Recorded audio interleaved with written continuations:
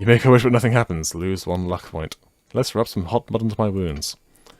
Your wounds heal before your eyes due to the magical properties of the mud. You gain 4 stamina points for your score. Nice. High in the sky you see a large flying creature. It is certainly bigger than any bird you have ever seen.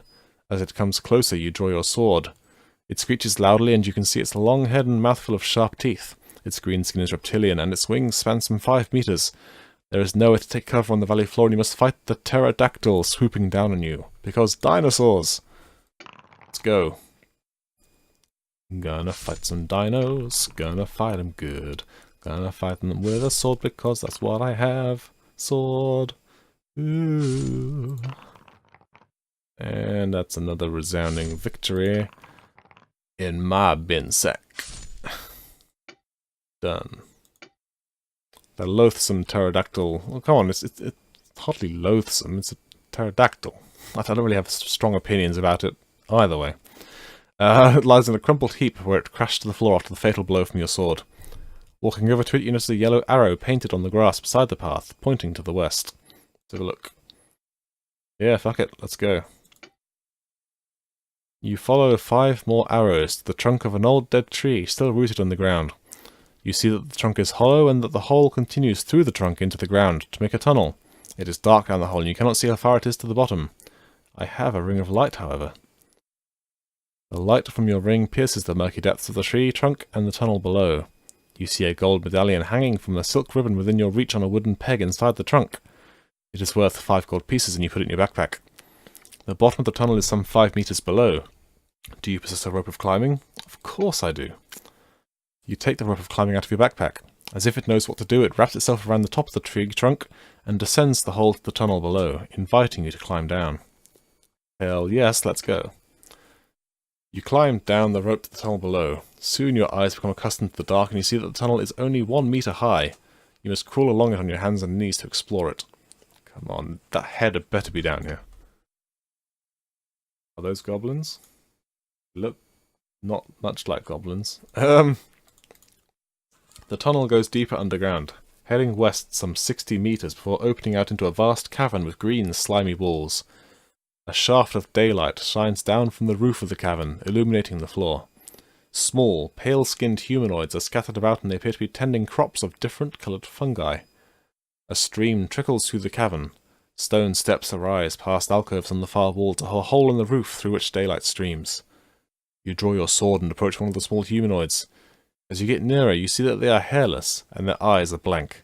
They seem totally uninterested in your presence, walking slowly between their rows of fungi and bending down occasionally to remove unwelcome insects and weeds from the crops. I can attack them, chop down a fungi, eat a green-topped fungus, and eat a red-topped fungus. Well, this ought to be good for a laugh. It's page 69. Alright. Let's eat some fungus. You shout at the 2 humanoids who are tending to a patch of green-topped fungi. They ignore you, continuing with their work. You grab hold of a fungus top, breaking a piece off and start to eat it. It tastes good and adds strength to your body. You gain 4 stamina points.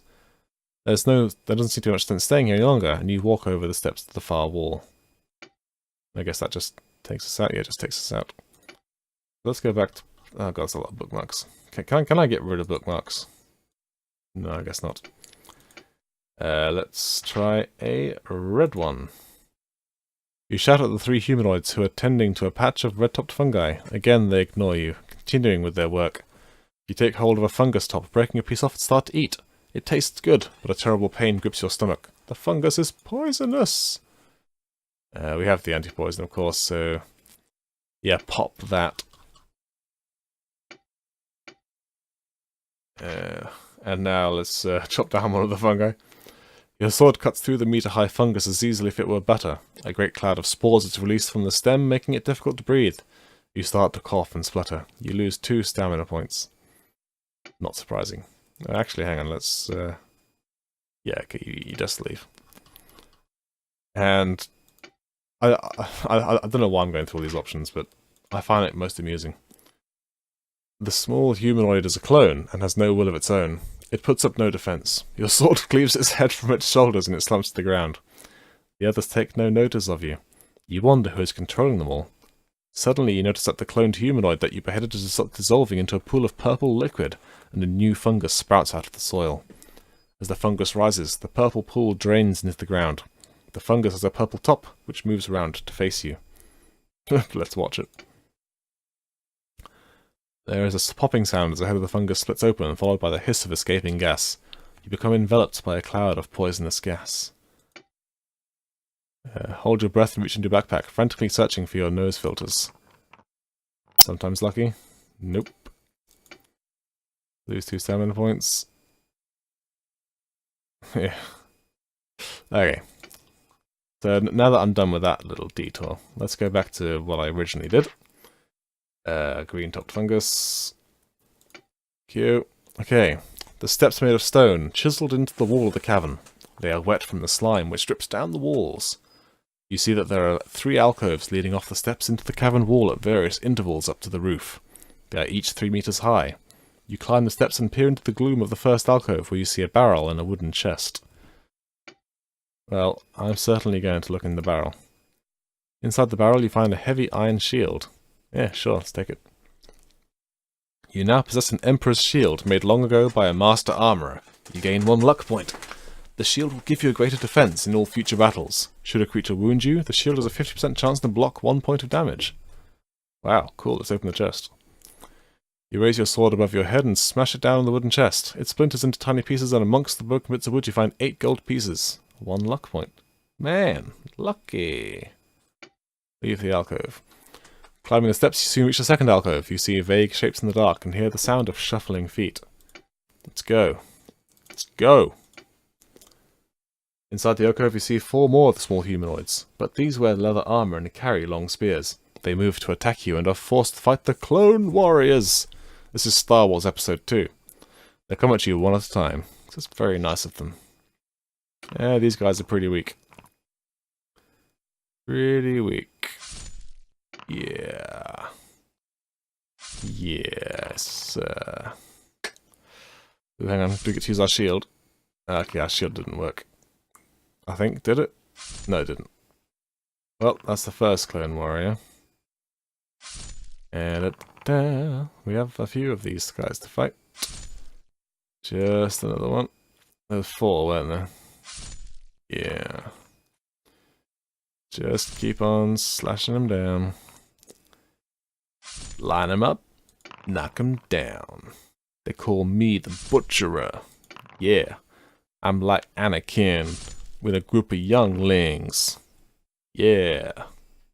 That's not a good comparison, is it? Still, that's that done. I win. As each clone warrior dies, it dissolves into a pool of coloured liquid on the rocky floor. Not wishing to stay in this dank and musty alcove any longer, you leave and climb further up the steps. What the hell is that? Just as you reach the last steps before the next alcove, a jet of flame shoots out to bar your way. Then a huge dark shape steps out from the alcove with flame shooting from its nostrils. Black smoke curls up into the air. The beast is shaped like a man, but has wings and carries a flaming sword in one hand and a whip in the other. Totally not a Balrog. A golden crown sits on its head. It faces you motionless on the steps above you. Suddenly it cracks its whip and raises its fiery sword. The only way out of this cavern lies before you at the top of the steps. To get there, you'll have to fight the Fire Demon, master of the clones.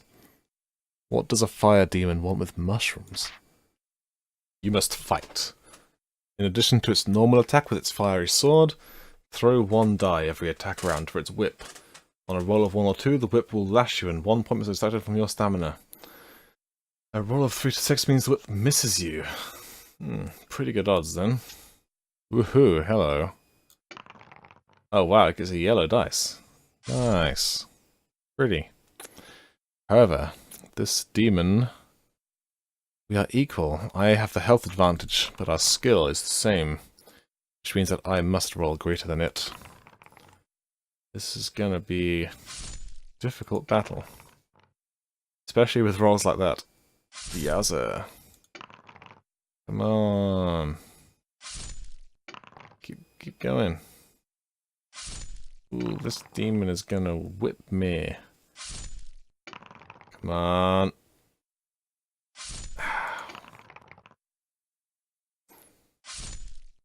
Come on, 2 more hits.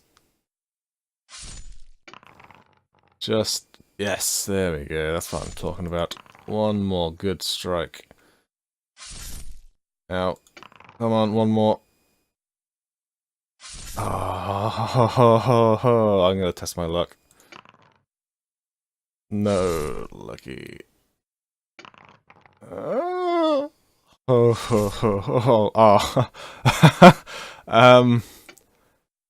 I have no health, but I win. I need to see what happens here. Hang on. 107. In its dying throes, the black fire demon is engulfed by its own fire. You step forward and grab its crown as it slumps to the ground in a smouldering heap. Its alcove lair is cold and dank. Inside there is a magnificent throne in front of which cower 2 clone warriors on their hands and knees, bowing to you in worship. You have defeated their master. I can either put the crown on my head, or sit on the throne. Well, this is obviously a bad thing, so I've got to do it. Chivos. The crown fits perfectly on your head. The 2 clone warriors look up and stare in awe at you. With the crown on your head, you hear a talking in your mind, and you realize that the clone warriors are trying to communicate telepathically with you. They tell you that blah blah blah. They tell you that you are their new master, and they require instructions. They ask you what should be done with the crop of red-topped fungi. You decide that you do not want to be the master of the clone warriors, and raise your hands to your head to remove the crown. With horror, you see that the skin of your hands has withered and darkened dramatically. You try to take off the crown. You try to take the crown. God, words. You try to take the crown off your head, but it will not move. It is evil and has found a new host in you. You are the new Lich King. Gradually, the features change to adopt the shape and color of a fire demon. Your new destiny is determined, and your adventure ends here. Good job, bro. Good thing we didn't do that. Good thing we did not. Oh, you are dicking me. Oh, okay. Okay. Okay. Let's sit on the throne. Sitting in the ornate throne, you feel strangely uncomfortable. The 2 clone warriors grovel on the floor in front of you in complete subservience. Did they expect you to become their new master? Okay, we just leave. Neat. You look back into the strange cavern and see the humanoid clone workers continuing their labours in the fungi field. You shake your head in disbelief and run up the last few steps to the hole in the cavern roof. You climb the last few steps and then you are out of the cavern, standing on the rich green grass of the valley floor. To the east you see the hollow tree trunk down which you descended some time before. You pass it and return to the path where you head north again. Hell of an adventure for that little nook there.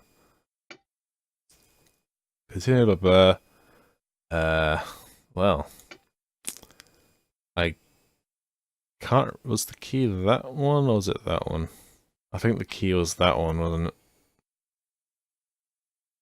So we had never eat shredded wheat. Yep. Examine the building. Yes, here we go. I possess a silver key. You take the small silver key from out of your backpack and place it into the keyhole. It fits perfectly, and you give it a turn. The lock clicks and the stone door swings open. Stone stairs lead down from the door into the gloomy depths. You cannot see a thing down the stairs. Yeah, of course I want to descend the stairs. Don't be foolish. You step carefully down the stone stairs, feeling your way as you go. Slowly your eyes become accustomed to the dark, and you begin to make out shapes at the bottom of the stairs. You are standing in a small square room with a low ceiling. The floor is thick with dust, and there are cobwebs everywhere. In the middle of the room there is what appears to be a large stone box, measuring approximately 2 meters by 1 meter. The top of it is a great stone slab. Along one of the rough stone walls you find a small alcove with a candle in it. Thank Mr. Scaletail. Doot doot. Oh, that sarcophagus doesn't look evil, does it? I shall light the candle, because I'm not leaving this place. Hell no. The light from the candle casts eerie shadows around the room. In the yellow light you see the face of an old man carved into the stone slab top of the box. Then you notice the leg of a skeleton protruding from the shadows in the far corner of the room. You walk over to the skeleton to inspect it. The skeleton is small and the skull has sharp protruding teeth. It could be the skeleton of either a goblin or an orc. Come on, be the goblin.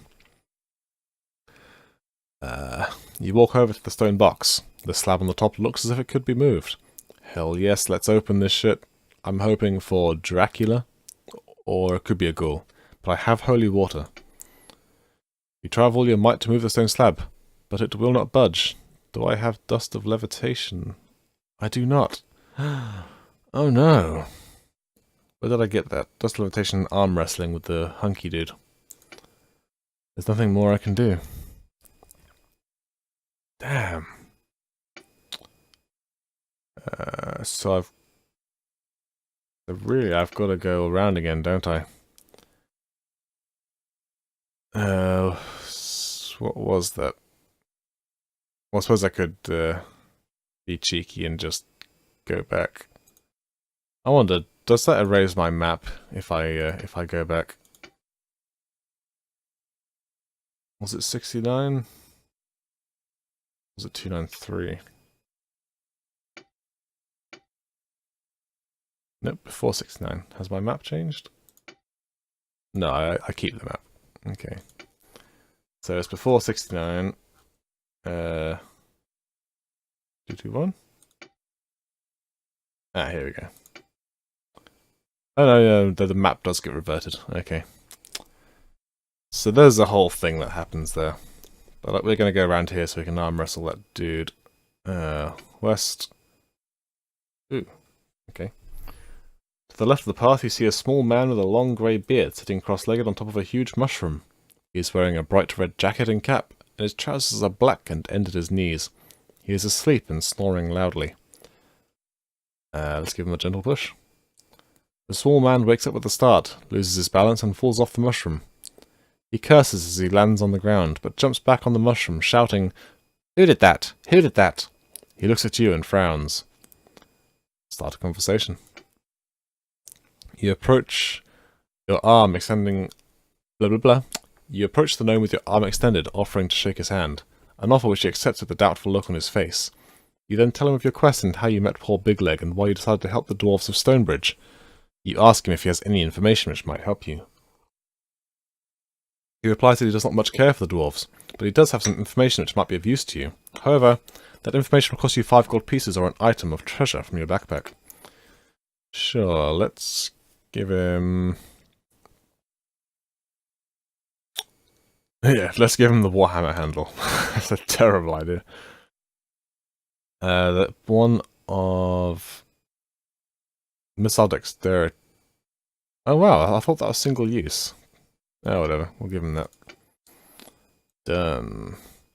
As he accepts his payment, the gnome smiles and tells you that he saw the skeleton of a goblin inside a stone... Yes! We're on the right path! Yes! Inside a stone crypt. Perhaps it was the skeleton of one of those 2 goblins who you are looking for. Perhaps not. He says that the crypt is somewhere north in the forest, but not exactly where. He's not sure. You are annoyed that the gnome does not have any more information instead of westing it at a fast pace. Get to a junction... investigate.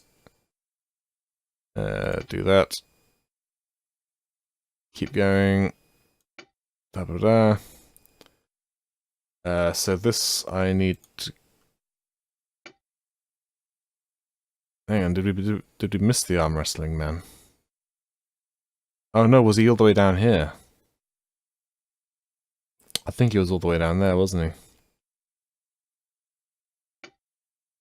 Ah, you...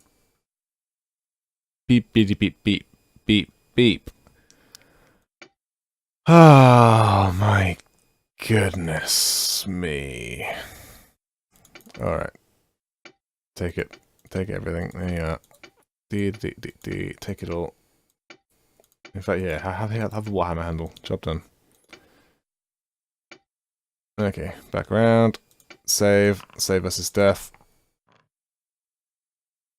Hey, I actually saved that time. Because the game knows I'm on the right track. That's why. Turn over. Follow. Oops. buy it all. Because I want you to see this pop in and out every single time. Oh man, I was on the right track. So close. All I have to do is get that silver key. Oh wow, did I actually not get... Oh wow, I didn't start with 6... Maybe you get a certain amount of gold based on the items you have. Do I actually have everything I need? I think so, yeah. Ah, whatever, carry on. Okay, east. North. Ignore. Ignore. Cave. Or a rock. Kill it. Creature in the cage. Unlock the door. Fight. Fight. Fight. Fight. Thank you. Oops. Oh, I didn't mean to do that. Leave. Luck. Lucky. Cut this off down. North. Ignore. Alright.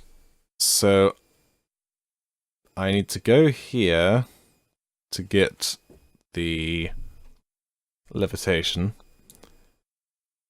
Then I need to go over here to get the key. Am I remembering that right? I think so. Yeah. So west.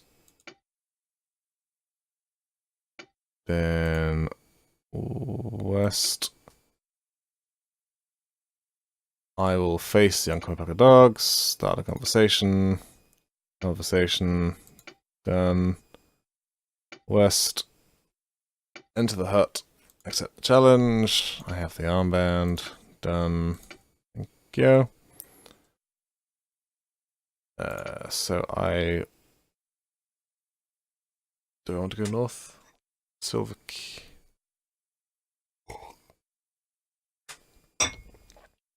I'm going to make a bookmark here. 349.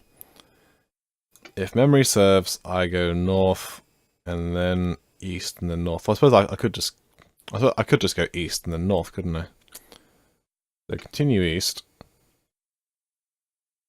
Ah, it's cool. We get to see this guy's trail. Walking along the path, you notice marks in the ground made by the hooves heading east.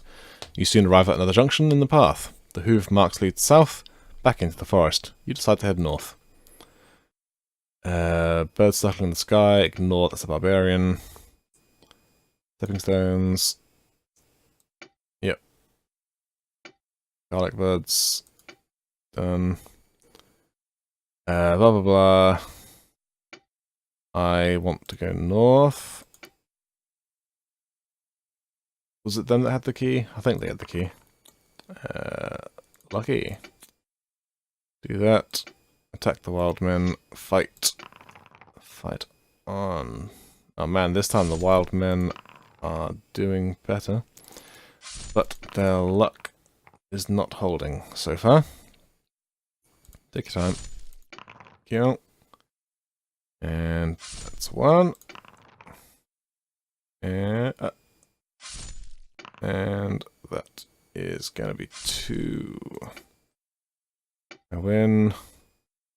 Small silver key. Yes, good. Okay, so now all I need to do is go west. Patch up boys have got me. Walk quietly past, don't need them. Investigate the hut. Put my hand in the vase. Feel around. I mean, I don't need that stuff, but... Alright, examine the building. I have the key. Descend the stairs. Light the candle. Lift the slab. Dust of levitation. Oh, what item after item after item. Getting the handle was easy. You take from your backpack the glass vial containing the glass vial containing the sparkling dust, and sprinkle it on the stone slab. Slowly the stone slab starts to rise into the air. You peer into the box and are horrified to see a rotting corpse lying there. Ragged clothes cover a skeletal body, with loose flesh hanging from it. Thank Mr. Skeletal for strong bones and calcium. You have lifted the lid off the coffin containing some cursed undead creature, and jump back in horror as you see its eyes flick open. You are in a crypt made foul by some unknown follower of darkness. Slowly the creature rises out of the coffin and towards you with outstretched arms. But I have holy dagger! Another. Ooh, hello. I get it. I got it. I did it. I did it! I did it! I said it was in the west somewhere. You reach into your backpack and pull out the small bottle of holy water. Quickly removing the cork, you throw the water at the advancing ghoul. Thick smoke rises into the air from the burn marks made by the holy water on the putrid flesh of the ghoul. The ghoul appears to be in great pain, but through its wide-open mouth no sound is heard. It crawls into a corner of the room, desperate to escape your godly weapon. You walk over to the coffin and look inside. You are overjoyed to see, as well as 25 gold pieces, an object that the ghoul was using as a headrest, a bronze hammerhead with the letter G inscribed in it. You happily put your findings into your backpack and walk back up the stairs to leave the crypt and return the path to head north. Okay, so all I have to do now is go north. Ignore them. They can have the warhammer head and the handle. Yeah, no.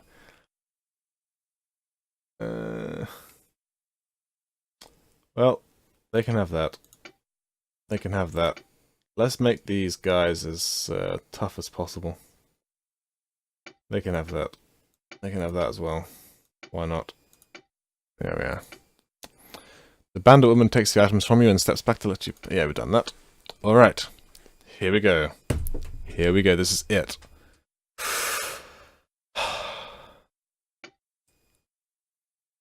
Adventurer win. Find the ultimate ending in medium mode. You walk up to the old dwarves and ask them to take you to Gillibrand. They eye you suspiciously, but agree to do so, commenting on your wounds and torn clothing. You got those in Darkwood Forest, I presume, says one of the dwarves, pointing at various gashes on your body with his long clay pipe. Some people never learn. Adventurers are all the same.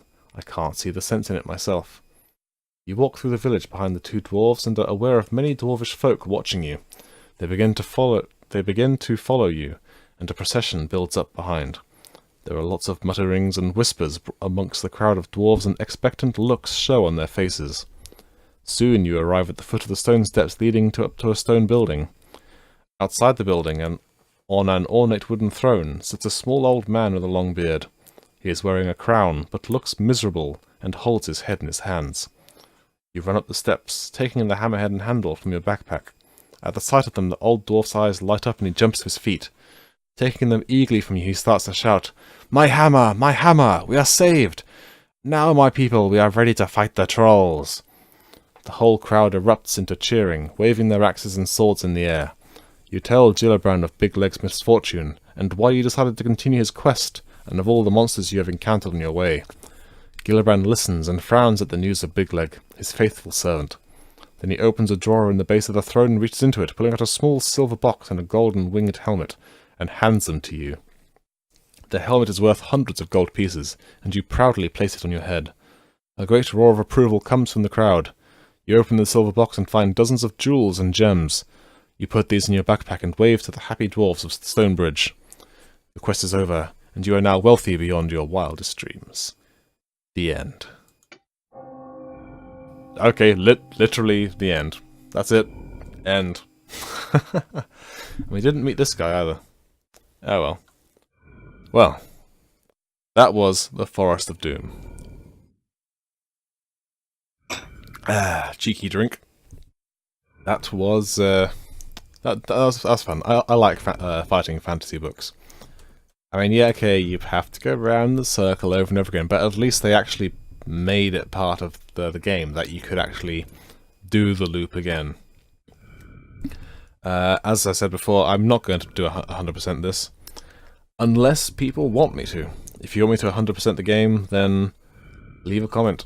If enough people want it, then hey, I'll come back and do it. But for now, I'm Raven. That's all from the lair, and that's all from this crazy lizard guy.